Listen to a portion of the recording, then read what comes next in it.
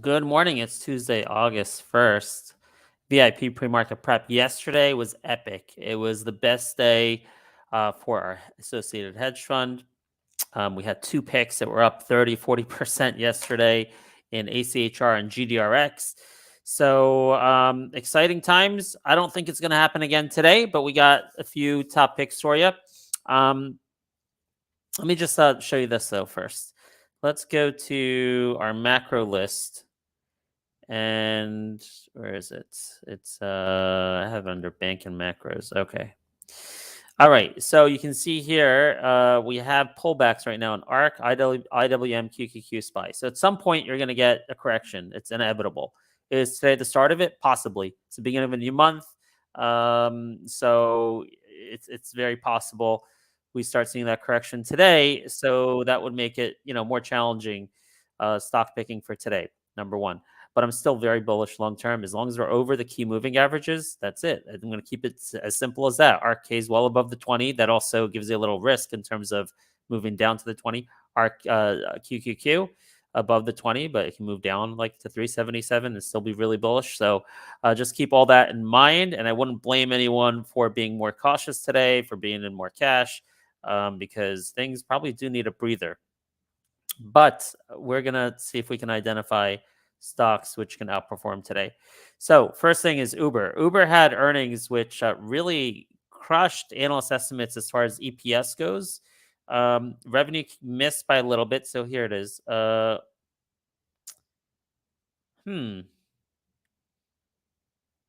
Okay.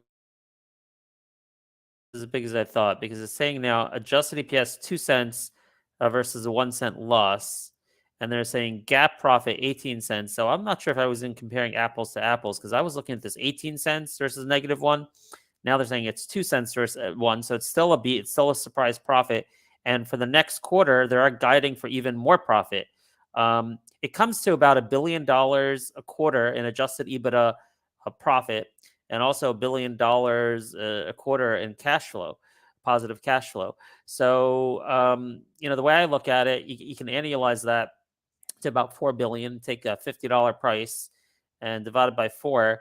And no, I'm sorry, I did that wrong. Take the market cap of 100 billion divided by 4. That's about 25. So you have here about a 25 multiple on their adjusted EBITDA, a 25 multiple on their cash flow, which I think for a growth stock is cheap, right? For a value stock that's not like growing as fast as Uber, it could look expensive.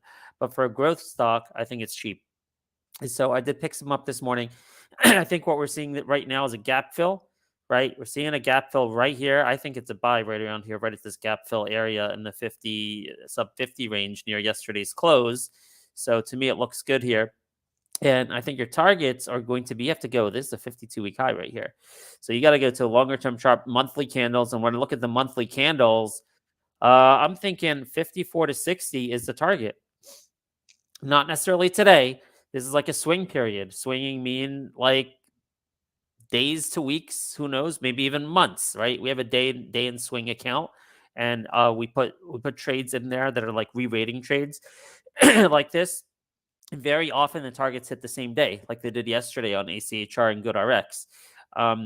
Is 54.60 going to hit today? I have no idea. I don't really care. Okay, it's a swing trade. Might get there today. Great. Then everyone can accuse us of being day traders, right? Otherwise, we're going to sit on this until either the story changes and we don't hit those targets, or we keep monitoring the story stays the same, and we do hit those targets of 54 to 60. Okay, that's the story with Uber.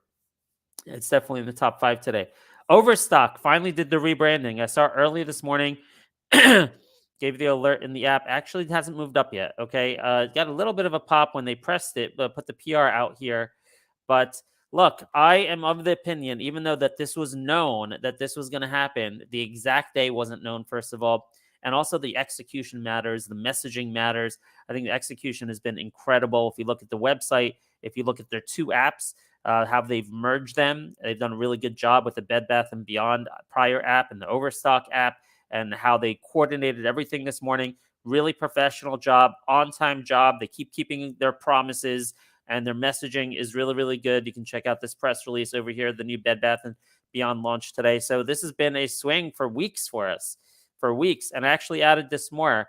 on this rebranding today. So added more in pre-market, and I'm looking for 39 to 43. This has been the same trade setup and same targets for weeks, and I'm sitting on it. I'm actually adding on today's catalyst, hoping we get a move up today towards 39 to 43. Okay, we'll see. No guarantees. FFIE, another one. I gave this to our room early this morning.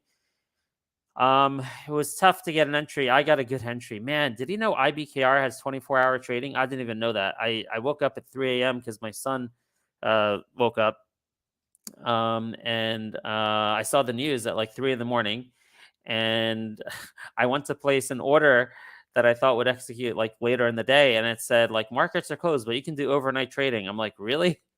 So I got this like cheap, like a penny lower. So I'm still up on this, even though it's like down since 7 a.m. So that was crazy. I didn't even know they'd offer that.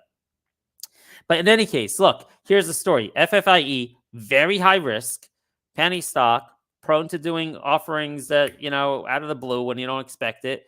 Okay. This is a AI EV company. What does that mean? Artificial intelligence. They're trying to build an EV car that's like built around AI from the ground up. Okay. And they're backed by Palantir. All right. So a lot of sexy background components. Palantir, AI, EV, really sexy, right? And then today they had a press release saying their first delivery is going to be next week, second week of August, which is the commencement of their, revenue stage and delivery process. This is the first delivery coming second week of August. Okay. This marks the company's entry of its brand new development phase. I think that's a significant enough catalyst on top of the technical bounce yesterday, last 2 days off of that 50-day moving average to now challenge this proximal high of 34.47. That's a cup, the cup resistance there at 34.47. And then you have the 200 DMA resistance at 40. So those are my targets, 34.47 and 40 on today's catalyst. And it's very high risk. Okay. Put in only what you can lose on here. Manage your risk, manage your size. But remember, we played this last time on a similar catalyst from the 50 DMA all the way to the 200 DMA, and it hit to the penny, literally to the penny, over the span of a week or two. So we had a good experience with that, and I'm going to try it again this morning with the 34, 47 target and 40 target. Okay, let's see. Plug. Okay, Plug is here because it broke the 200 DMA yesterday with that recent big catalyst of the 100 megawatt European deal. That might be enough, man. You have that recent catalyst. You have tailwinds of, risk assets on former growth darlings. Look at this, up at 72, are really hot right now. It's highly shorted, right? So that's going to attract some attention, 23% shorted. It would be good if you had a catalyst. I was actually looking for a catalyst to break the 200 DMA, and it broke it without the catalyst. If we have a catalyst, even better. But now with the market pullback, I'd really like to see this hold, this 200 DMA at about 1270. And if it holds it, I think we're good. So I went in this. I doubled my position yesterday on this 200 DMA break on basically on the thesis of that recent catalyst, right? It would have been better if we had a new catalyst. Then I think, if they put a press release out, like another contract win or whatever, I don't care what the size of it, because it's prime technically and because of the background of the other recent catalyst. Doesn't matter how small that press release is. If they put one out there, this is going to 14 plus in a hurry. Maybe 14 to 16 is my target range. 14 to 16, right in this congestion zone. Okay. So that's Plug, top of the list, pulling back because the market's pulling back. Can it outperform without a catalyst today? Maybe not, but we'd like to see it hold that 200 DMA, which I think it could do. All right. PSQH still at the top of our list because it's now August 1st, and that deal with Tucker Carlson is for August. So you're going to see, I don't know if it's going to be tonight, but it could be anytime starting tonight that PSQH is going to have a lot of publicity, and they're going to be the first advertiser on the Tucker Carlson show, which is watched by, I think, tens of millions of people on X. Okay. On X Spaces. So PSQH still at the top of the list.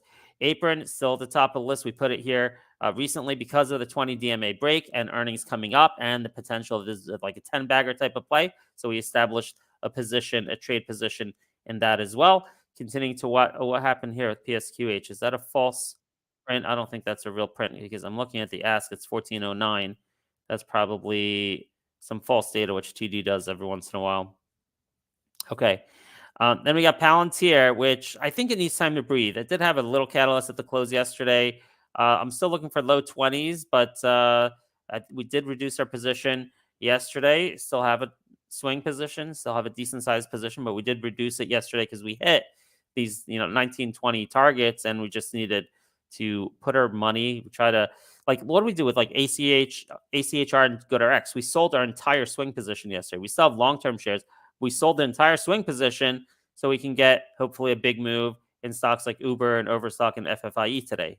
All right. So similar kind of strategy with Palantir after 2 days of big moves with Palantir.